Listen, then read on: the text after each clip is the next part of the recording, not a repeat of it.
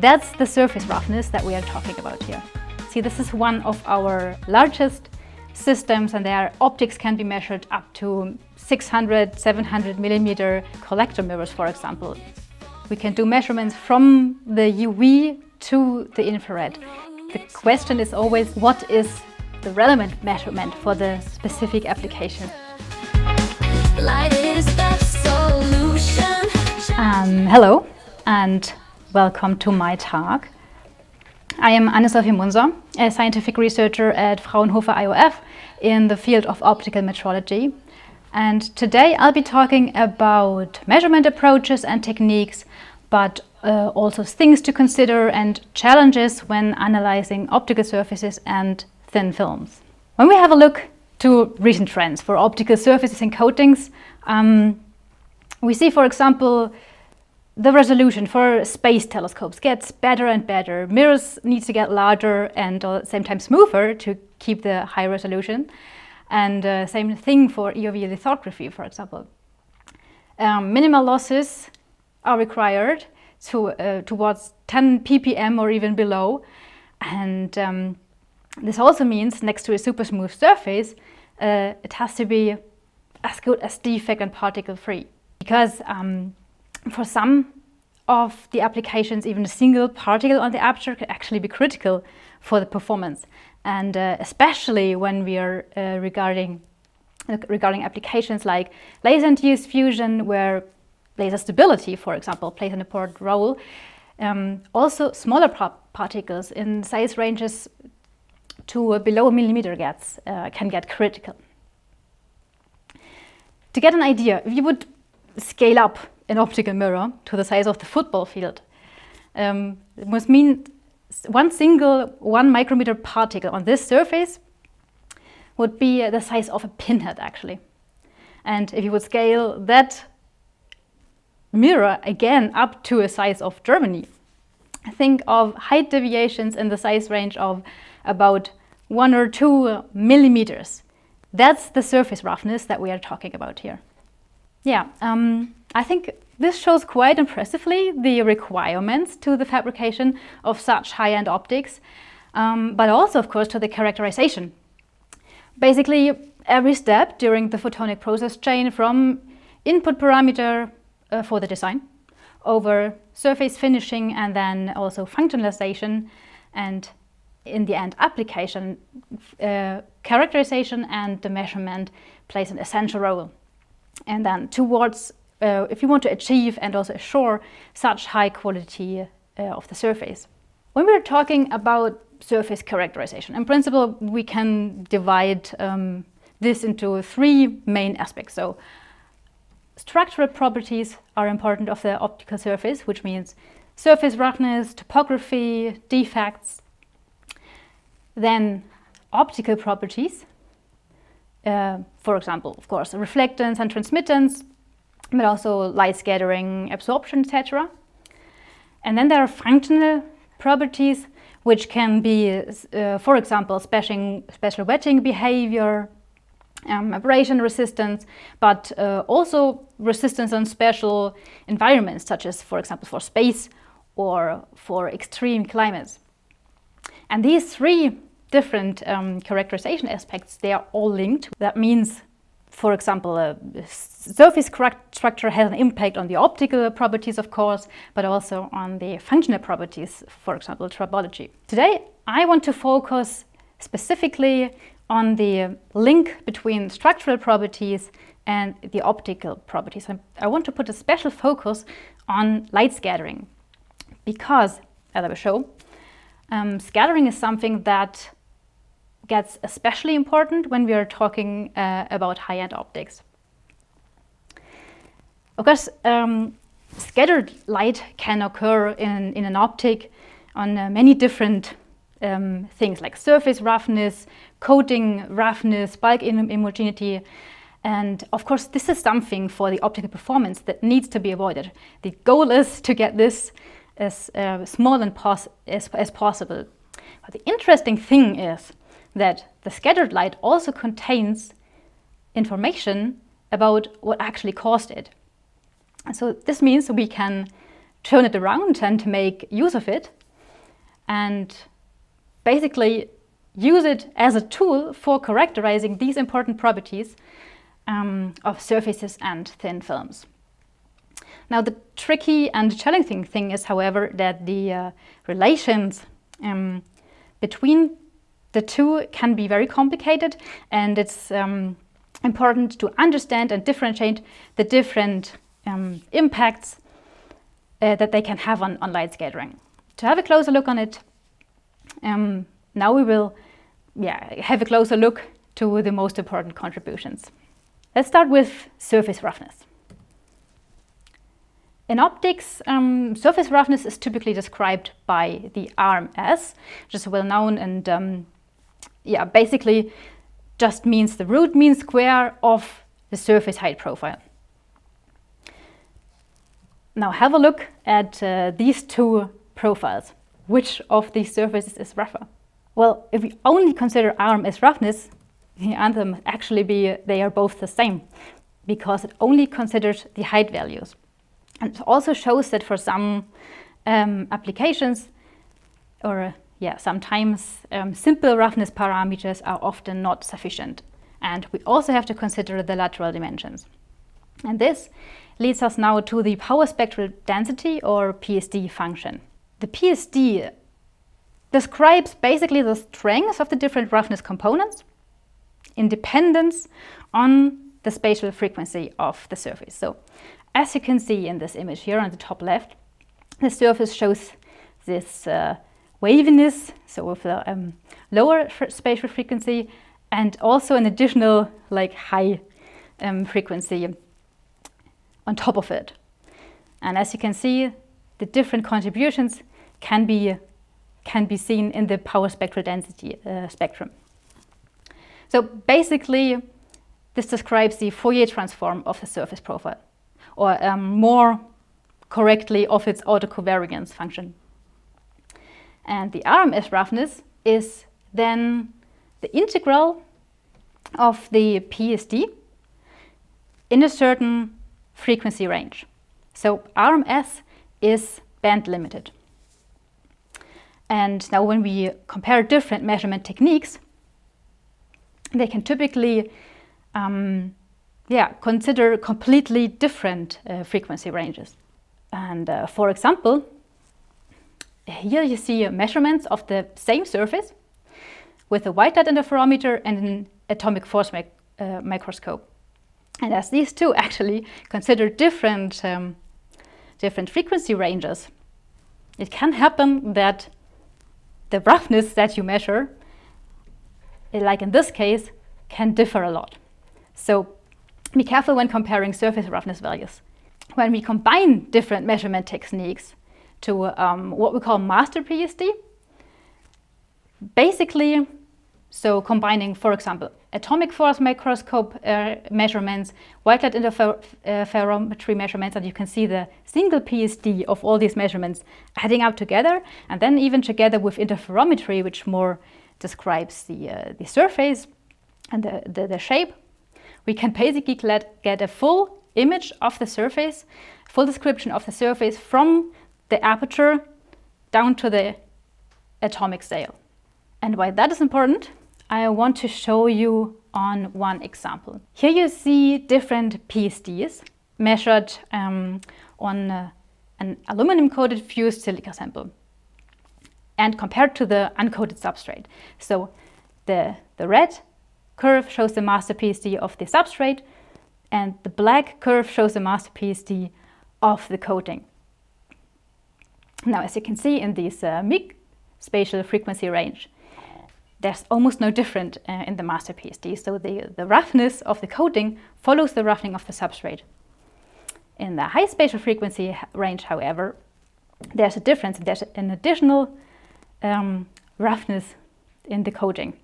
This is a very typical effect for coatings, and it also shows that it's actually crucial to know and to consider which is the relevant spatial frequency range for the specific applications when we are assessing the roughness. Here's also one example where in the white light interferometer, which more focuses on the mid-spatial frequency ranges. The roughness is not so different, but you can see it clearly in the atomic force microscopy. Now there's of course the question, what exactly defines the relevant roughness? How do we know what we have to look at? For this, we have to have a closer look at light scattering. Or to be more precise, at the angle resolved light scattering, or ARS, because the ARS describes how the light is distributed in the different direction. ARS is basically an intensity function over the direction normalized. You may also know the BSDF, birefractional scattering distribution function, which is practically the same, it just differs by a cosine factor. Now when integrating the ARS over all the directions, we get the total scattering TS, which is scatter loss. So that means TS together with R, with T, so reflectance, transmittance, absorption, should give 100%. Now, there is a direct relation between the PSD function and the ARS. This is shown for most simple example when we have a smooth single surface. And I won't go so much to the detail, just they are linked via a Q factor, which basically contains information on optical constants and geometries. Most importantly, the frequencies, so the spatial frequencies of the surface, are linked to the scattering angles via the diffraction equation. So simplify, this means that the waviness or larger roughness components, they affect scattering more in the direction of the directly reflected beam, the small scattering angles, while high spatial frequencies have a larger impact on the wide scattering angles. So this means it also links the relevant spatial frequency directly to the optical application, because close to the specular beam can have a larger impact on the aberrations, while the scattering on the wider scattering beam means optical losses, and when we're thinking about imaging systems, for example, could be a loss in contrast. And this also shows how we can actually characterize the relevant roughness properties directly through light scattering measurement. So how do we measure light scattering? The easiest and most traditional way is by using a goniometer. There, the sample is in the middle, so in the center, and the detector is rotating around it. It's illuminated, and the detector is rotating around it. And the curve you get then shows a peak where the directly reflected or transmitted beam is, and then the scattered intensity around it. This is one of our goniometric system that have been developed in-house. On the picture here, you see on the right side, this is basically just a beam preparation platform, and the measurement chamber here on the left side. See, this is one of our largest systems, and their optics can be measured up to 600, 700 millimeter collector mirrors, for example. On the platform, there's illumination systems where we can use different wavelengths, different polarizations, so we're very flexible. The sample can be rotated, and position can be changed for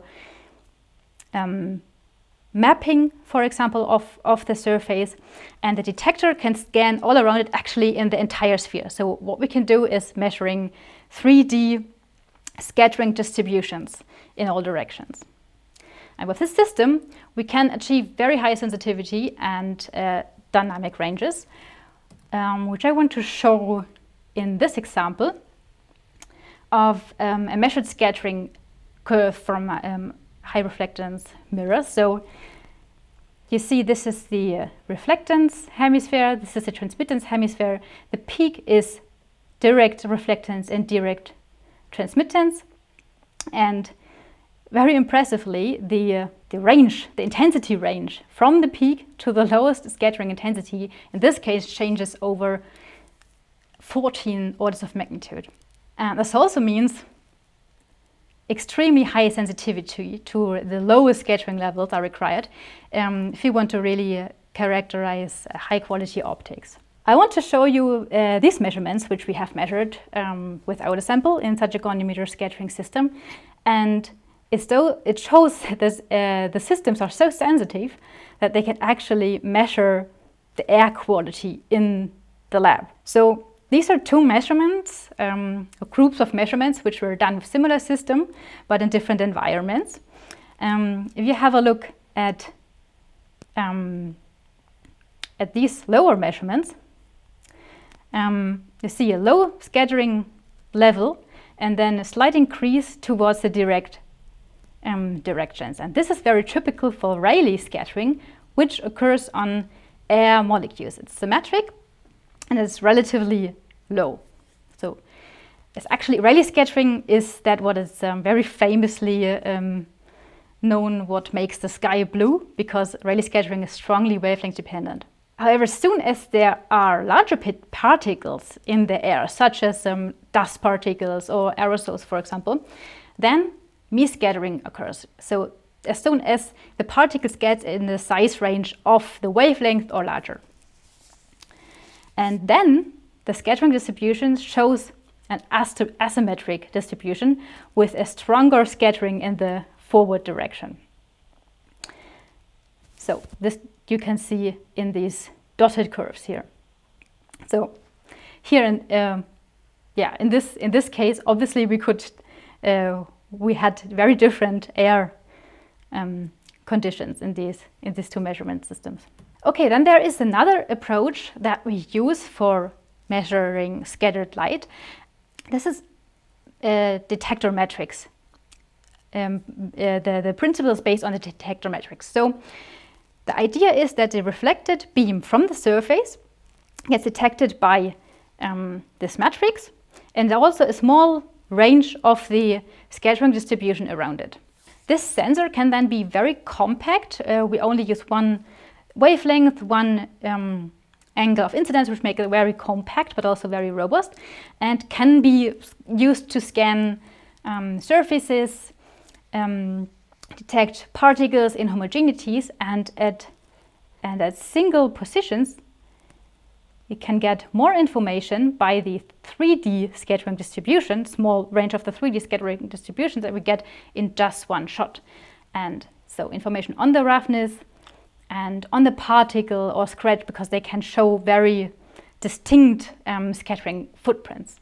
Okay, I want to show you some applications to see what we can do and investigate by scattering. One huge advantage of scattering approaches is that it makes it possible to actually analyze the surface over the full optical aperture. Here you can see a scatter mapping measured with a fixed detector angle, and the sample was moved. And here you see that you can detect the general surface roughness and some local defects and also some inhomogeneities. This is a huge advantage over methods like weighted interferometry or atomic force microscopy, for example, because there you only look at a very small field.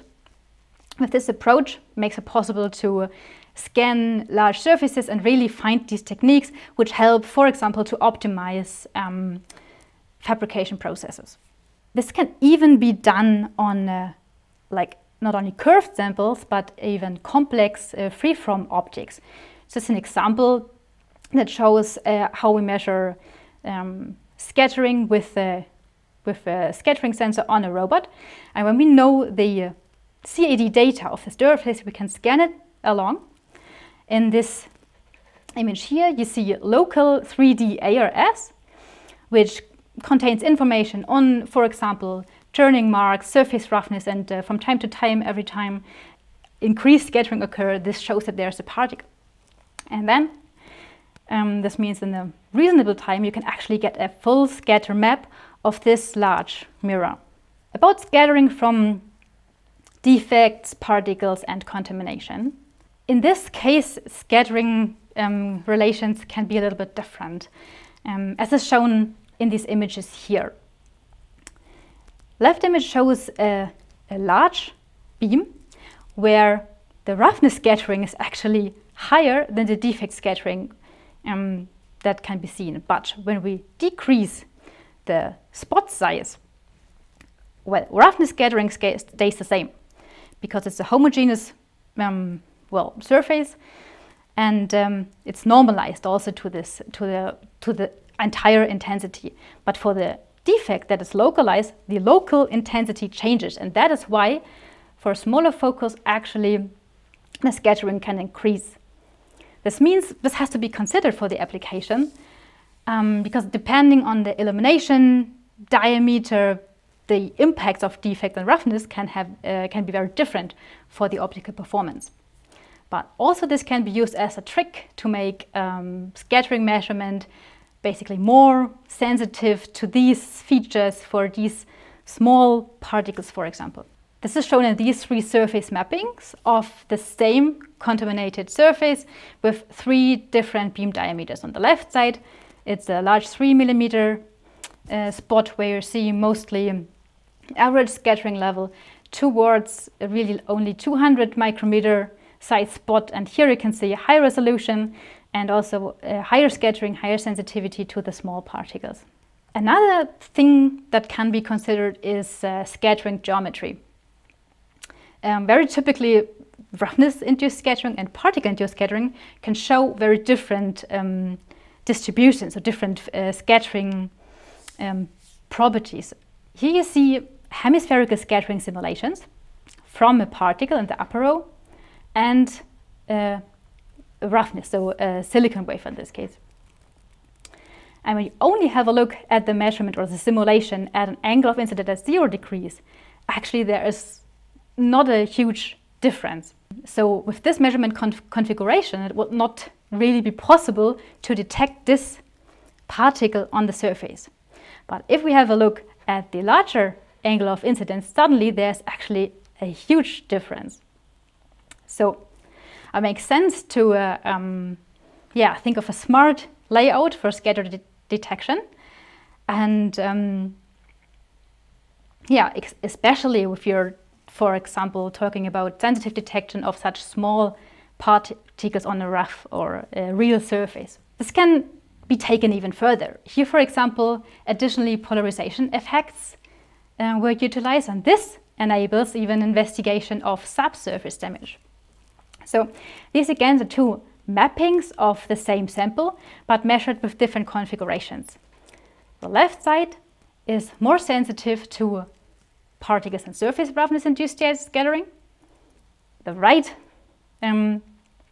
mapping is more sensitive to the subsurface damage, so everything is below the surface. And this can be a huge advantage because this shows a way how might be possible to analyze subsurface damage in a non-destructive way, because usually, because it's below the surface, we have to destroy and etch into the surface to analyze it. And subsurface damage is something really critical, especially when we are talking about, for example, high power laser applications, because this can be a cause where the optics then breaks. Okay, so besides sensitive particle and defect detection, it's also, as I said before, when we analyze the angle resolved scattering patterns, you can make it possible to get insight into even what kind of defect it might be. So this shows a measurement where we investigated or measured the same defects with light scattering on the one side and white light interferometry on the other side. You see here, for example, very typical scattering distribution, diffraction rings caused by the defect. And when we analyze these rings, the size, for example, we can get information on the defect size.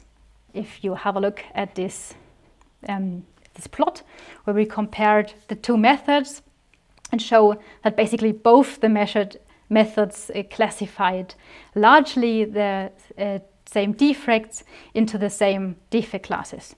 In relation to that, I want to make just a very little detour to actually a completely different application.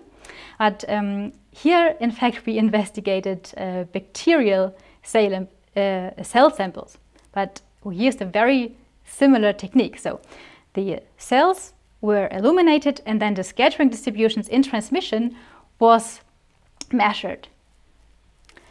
And here you see very different scattering patterns, scattering distributions from the different cell samples. And these we could relate to specific cell concentrations on the one side and different cell species on the other side. And this cell detection and analysis even works down to really single cell levels. The idea is that in this way it makes possible to analyze microbial or biomedical cell samples at a much earlier point than it's currently done in the labs. Yeah, usually much of these techniques are based on cell growth, so it needs at least a day or even more. And with this sensitive technique, it might make it possible to get answers already after a few hours. But back to optics. We have now shown that individual particles or defects can be detected and analyzed with very high sensitivities. But there's a big remaining questions. What do the particles on the surface actually mean for the application? For example, what is the impact of a certain level of contamination on the performance of an imaging system? This shows the result of a very comprehensive study that we did on various contaminated samples to answer exactly this question. Our approach was first, we determined the average scattering level of a full contaminated surface. For this, we developed an averaging method based on such scatter mapping. And the curves below show then the scattering distribution at the different positions. And I think this shows really impressively how actually only just these few local particles can increase the scattering levels of the wafer to the average level, which is the blue curve, actually 2 orders of magnitude. This information we can then go to ray tracing. For example, this can then be considered, and this is just an example where a simulated loss of contrast in an imaging system is shown basically due to scattering on particles on the surface. Okay, finally, I want to show one last example of the direct measurement of ultra-low losses. These two images here show measured hemispherical scattering distributions from high reflective mirrors. And these 3D measurements, you can again see some very interesting effects and different scattering contributions. Such rings are very typical, caused by thin film interference. There are polarization effects, but also, especially in this sample 2, clear anisotropic impacts from the substrate. So understanding these different impacts can then again help to optimize the surface and the coating, for example, towards really lowest scattering losses. So here, this sample actually showed integrated scattering loss in really only 1 to 2 ppm. One other important parameter which should not be missing when considering optical losses is absorption. In our group, we also have the possibility for a direct absorption measurement by a method that is called laser-induced deflection, LID. Just to give a brief outline of the basic principle, absorption in the material due to from the laser illumination, the absorption that occurs leads to a temperature profile, which then leads to a refractive index profile, so a thermal lens. And this thermal lens modifies probe beams. And this modification, this change of the probe beam can be measured. So this way, it's possible to directly determine absorption with really high sensitivities, and the colleagues even developed concepts for not only studies on bulk material but also for coatings and fibers, for example. Putting all this together for this example shows that we have total losses in the really low ppm range here for this example. And here we reach a range that is practically does not make sense to measure using indirect methods such as spectrophotometry, for example.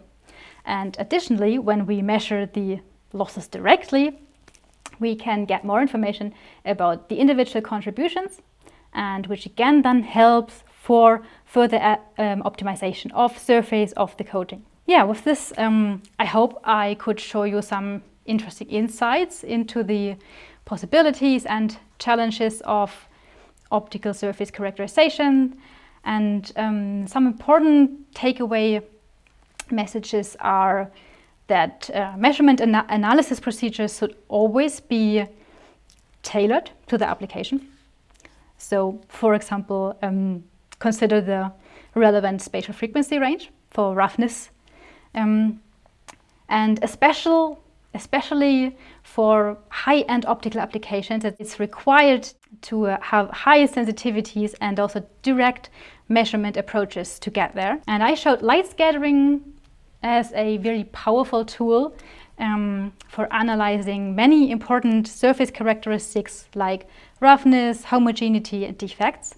And together with absorption, ultra-low losses can be directly measured.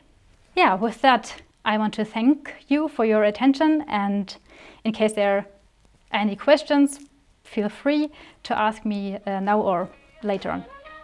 Thank you. Photonics for